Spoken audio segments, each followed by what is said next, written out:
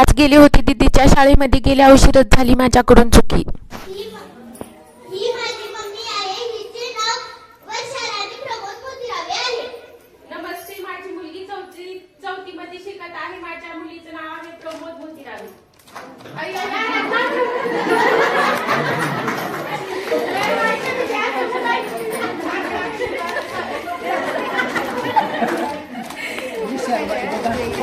काय माय राहू दे, कामेडी तर झाली. हे माझी मम्मी आहे. भाग्यश्री संमेश्वर मोतीरावे. सर्वांना माझा नमस्कार. हा माझा मुलगा ध्रुव संमेश्वर मोतीरावे इयत्ता 3री मध्ये शिकत आहे.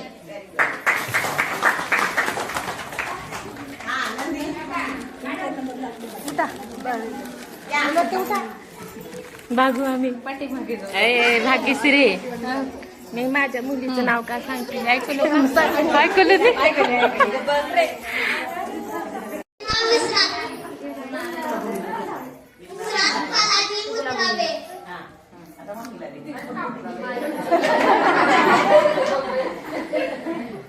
सिद्धेश्वर बालाजी मोतीरावे. ही माझा मुलगा 3रीला आहे.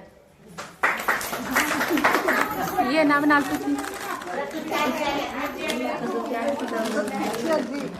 चढबळ लागते ना बघ बाई, मी आज चढबळते. परत्या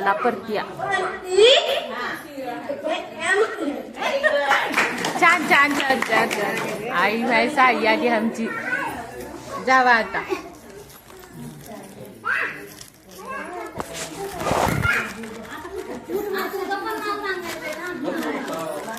ही माझी आई मीना अमोल मोतीरावे.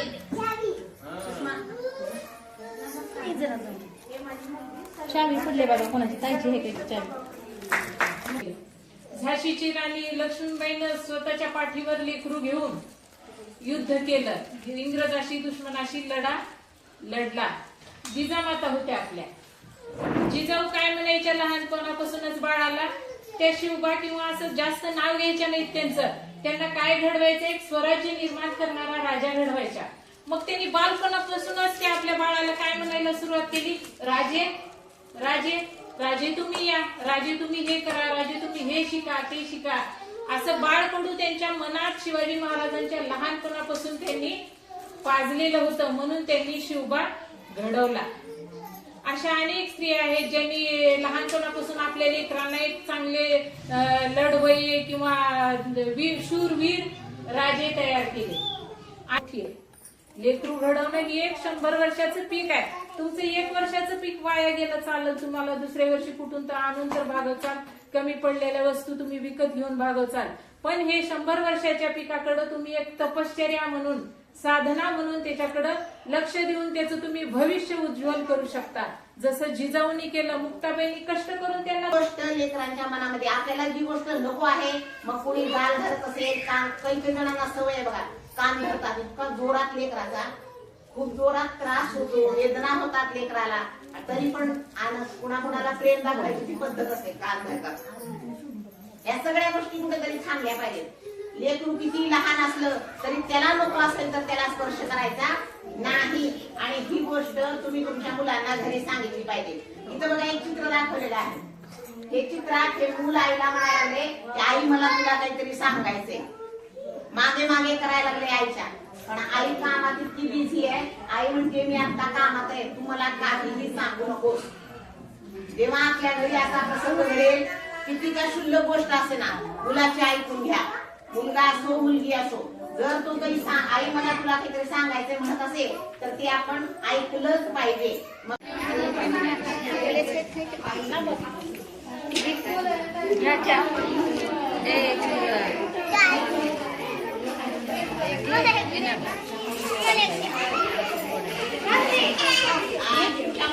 चांगला आहे का चहा आजी? भजी मला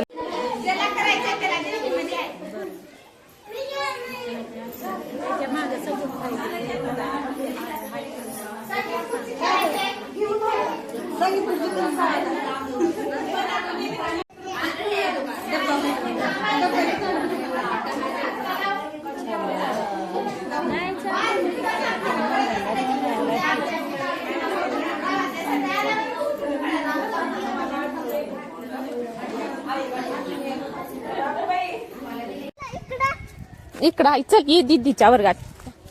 शिद्या सांग कुठं चाललो आपण? वर्गात कुणाच्या? आराधनाच्या. चल. चला. दीदीचं वर्ग. दीदीकडचा.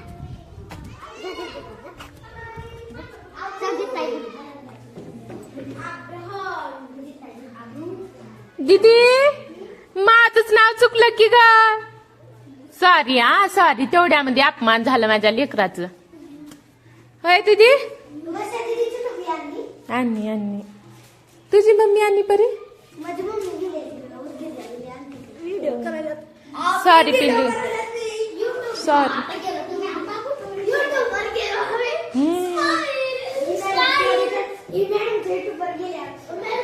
तर मंडळी हो का आमच्या आराधनाचं हे काय क्लास वर्ग.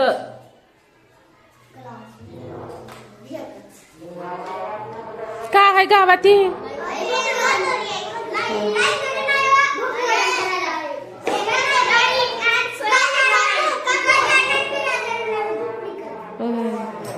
आई थोडं बी हलू नको.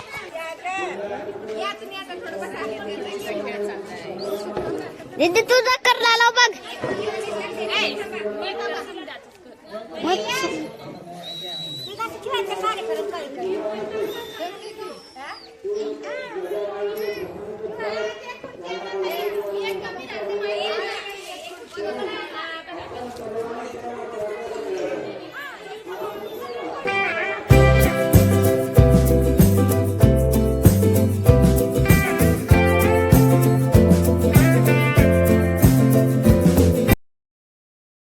तर फायनली गाईज मी आउट झालेली आहे.